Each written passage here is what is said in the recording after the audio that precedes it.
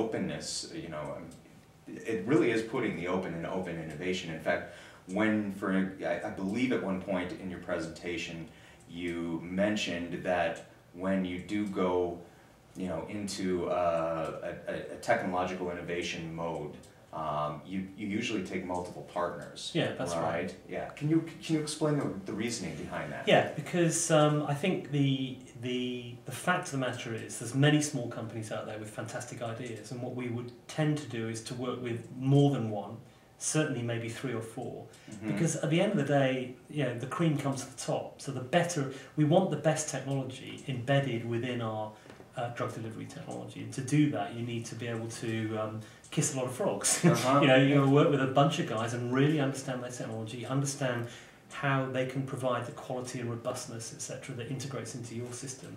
But at the end of the day, you make it a good deal for everybody. So that the other companies that don't make it in the end still have some good technology developed, funded by us, but can go off into the sunset and use it elsewhere.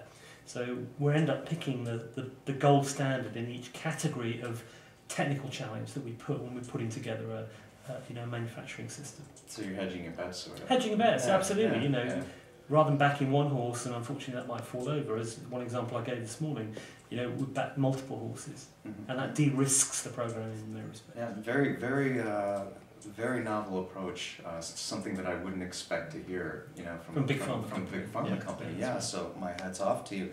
What do you think are the, you know, going back to the drug delivery space, because GSK is a perfect example of the question I'm about to ask, which is really, what sort of trends do you feel are going to have the most impact on drug delivery, on specialty pharma, looking over the next couple of years? Is there anything that's... I think what you saw, you know, through a number of the presentations this morning is that the days of the blockbuster first-to-market NCE drug, they're not over, they're still there, but they're harder to find.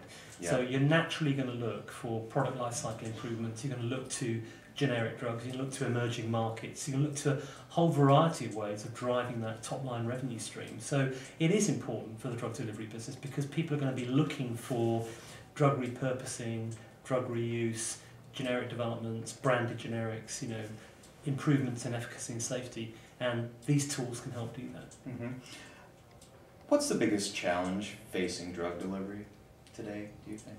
Well, I think it was highlighted, you know, through a number of the speakers this morning, that I think it is the ability to pick the right drug to put into your system to be able to develop value over time. It's quite clear that the sort of more traditional partnering model is a low-ball investment opportunity, but the likelihood of success is much less likely. So I think the challenge is going to be picking the right therapeutic areas, picking the right drugs. We saw some great examples this morning where Shire had clearly got that down to a fine art, you know, by picking some very good winners and using their knowledge and expertise to pick those winners. And I think that's the real challenge for the drug delivery companies. Any final thoughts or pieces of advice for some of our listeners who might be wanting to pick your brain a little bit, or contact you? Come to your conference, because it's the first time I've been here, and you know, we've actually found it's developed a tremendous network of leads already. We've only been here for the first morning, so well, it's very rare to have a big pharma sponsor an event of this nature. You usually have the